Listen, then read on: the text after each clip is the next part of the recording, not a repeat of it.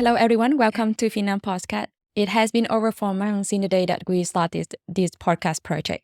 Within this short span of time, we have received a lot of valuable feedback and also compliment from our audience. We sincerely thank you for tuning in, watching, and also posting your questions that fuel our ongoing podcast production. In order to respond to the feedback that we have received, many of you have expressed interest in technical and non-technical aspects from industry professional regarding doing business in Vietnam. That's why in today's episode, we have our own Fidinam member, Miss Mi Phan, our accounting manager, and our relationship manager and business developer, and myself, the managing director and lawyer at Fidinam. We have gathered today in order to share with you our experience and crucial insight, focusing on technical and non-technical aspects that we believe that all foreign investors should be aware of before venturing into business in Vietnam. So let's get started. As you have heard from various sources that Vietnam has been emerging as a bright spot in South Asia in terms of foreign investment. In this regard, I would like to turn to my colleague Francesca first, who from Switzerland but now living in Asia. So Francesca, with your stay in Vietnam and previously in Hong Kong, you have been supporting numerous clients, mostly coming from the Western side, in evaluating and analyzing, exploring the business opportunities in both Vietnam and Asia. So may I ask you about what is the element that is on present in foreign company that's decided to come to Asia for business expansion? Thank you very much, Tao. Yes, so I think the common denominator of foreign companies that decide to come to Asia is the need to first analyze which country can really fit their needs best. Asia has a lot of opportunities in many different industries, but of course, some countries are better for some industries and other countries for other industries. So what we do usually is to take time in the early stages of their expansion plans, and we kind of do a feasibility study. And this take into consideration a lot of factors, business and tax implications, but also product positioning, the competitor analysis, and many others. In this way, we are able to kind of understand and track which country can really fit the business.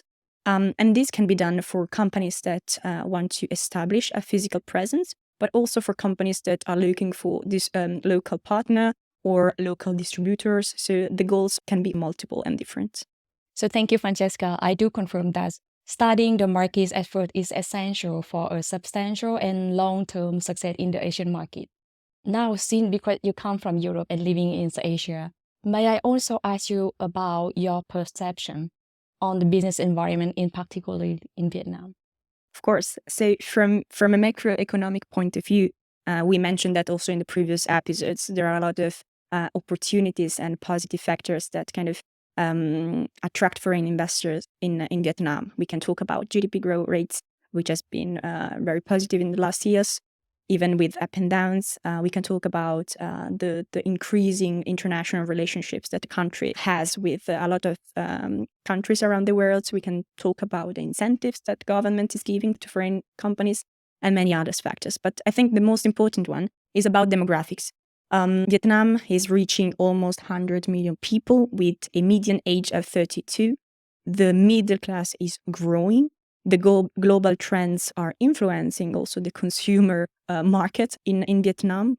And this means that the consumption is shifting from consumer goods to services.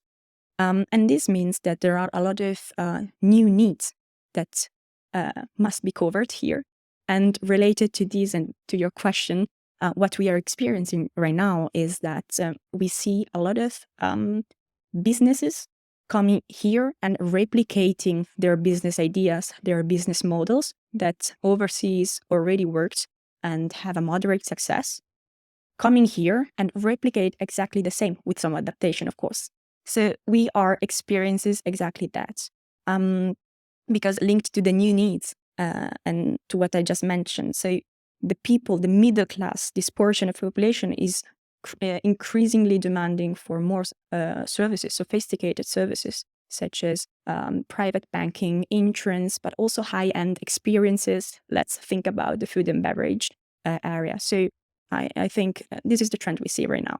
So thank you. I think that you have raised a very excellent observation about Vietnam demography, because in my opinion, Vietnam now is becoming a very promising consumer market due to the rising of the Western influencer, due to the expansion of the middle class, which has a growing appetite for foreign products. So that's why this presents significant opportunities for foreign investors in Vietnam. How about you, Miss Me? So you have been working with foreign companies for accounting and also tax filing services. Have you also seen the strong wave of investment coming to our country? In my previous role with some company, Japanese, German, Korean, I witnessed substantial investment in Vietnam. More recently, I have noted a similar trend with the company come from United States, Western country, and Asian nations like Thailand and China. They continue to flock to Vietnam not only for diversity on their product, but also for capitalize on available incentive. And also, thanks this trend, I have a chance to work in a company with foreign investor in Vietnam in support them in accounting, service, tax filing, and commercial insurance. So thank you. That's great. So based on your have just shared, according to your real life experience, so I do have a question for you, Francesca. So according to your experience, what should a foreign enterprise know before they come into country for a business expansion? What foreign investors must pay attention to or must be aware of is that Vietnam has a lot of opportunities, but also some challenges, which are typical of a developing country.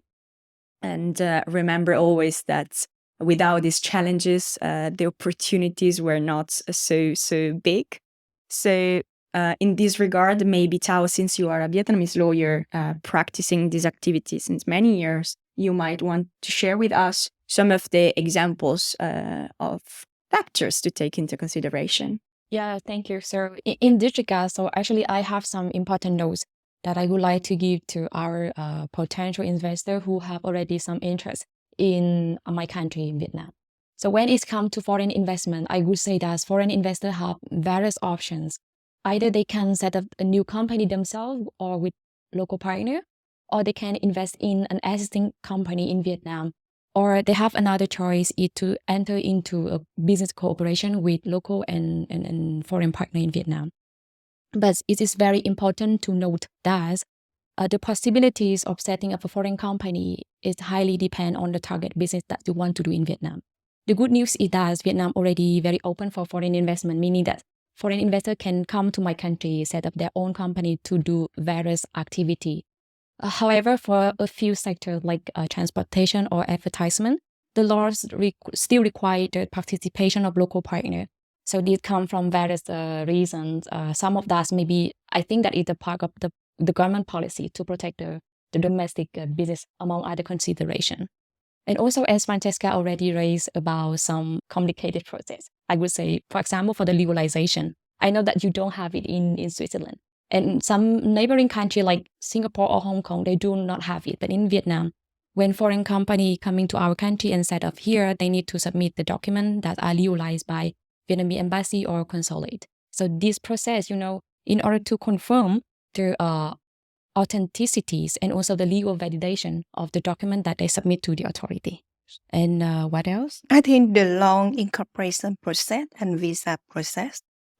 Yes, exactly. So she reminded me because she witnessed a lot of clients keep asking me that why so the incorporation in Vietnam is so takes so long time. But I have to admit that it's still headed in Vietnam, and I hope the government can work harder and harder to simplify it. But on the other hand, as I already raised in the previous podcast, we have witnessed remarkable improvements in the administrative process. So in the past, to set up a foreign company is involve mountains of paper and months of waiting. But now, the procedure has significantly reduced, and most importantly, a part of them can now be done online. Yes, correct. You should highlight the requirement for capital contribution, saying this is the new factor for foreign investor. So yeah, talking about investor. So first, the information that I want to highlight is that in Vietnam, except for some highlight regulated sector like banking, insurance, or healthcare or education, there's no kind of specific minimum capital requirement. So this means that the amount of capital to be injected in Vietnam will be decided by the investor. And typically speaking, as you know already, as we talk with our clients, share with our clients already, then the capital structure in a foreign invested company in Vietnam, including the contributed capital, which must be contributed within 90 days from the company is incorporated, and the long-term loan capital, which will be disbursed according to the plans of the investor. But in this regard, there's another important note I want to raise here is for the long-term loan capital. Before a foreign company, foreign investor inject any long-term loan capital into the Vietnamese company, they need to do a registration at the central bank. And also, I think it's worth emphasizing about the deadline of 90 days for the capital contribution, because in some certain case, if the investor, they couldn't do the capital contribution, the company need to be closed. So that's a pity if they are not aware of that. So the last point that I would like to discuss with my colleague in the discussion today is about investment incentive. As I and also Francesca already highlighted this factor in our previous podcast, right? So in Vietnam, we offer various incentives to foreign investors coming to my country, including the corporate income tax incentive, the exemption of the custom duty, or exemption or reduction of the land use right, and so on. So these incentives are available, for example, for the company investing in the incorrect sectors, for the company which is situated in the incorrect location. And I think this information is quite available on the internet sources. Yes. You can find it. But what less known is about the other condition, about the other procedure for the company to get the investment incentive. So in this matter, Ms. Mi, could you please help me to elaborate a bit about if there is any other condition or other procedure that foreign investors need to be aware in order to enjoy the incentive available in Vietnam? Certainly, to enjoy tax incentive, the company must satisfy some requirement outlined in specific regulation. For example, if the company engage in a software product, it will be eligible for 10% corporate income tax for 15 years, including 4 years of tax exemption, following 15 tax reduction for subsequent 9 years. And in order to enjoy the incentive, I understand that not only registering the software production in the license will allow foreign company to enjoy the incentive, but also other conditions. So let me elaborate a bit on that. So in order to enjoy that, there also are 3 conditions. The first one is they need to produce the software that are subject to the software list as provided in the specified regulation as you just shared.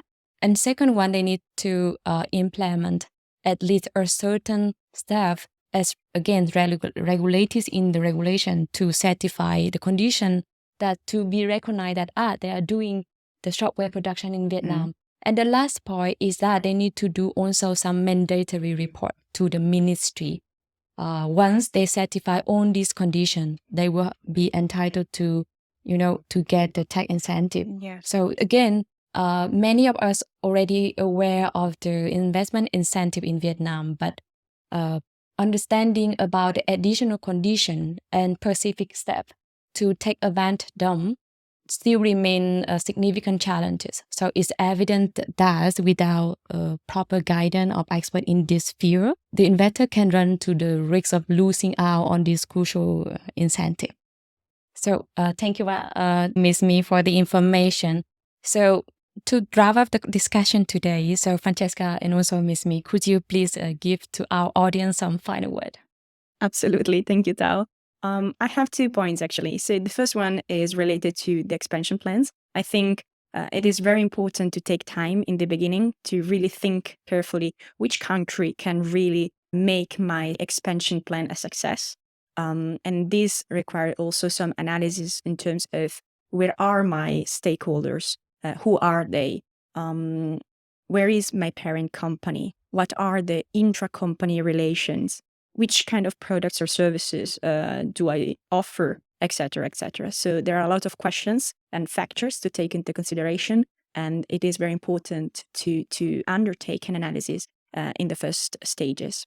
And the second point is linked to the middle class that is growing.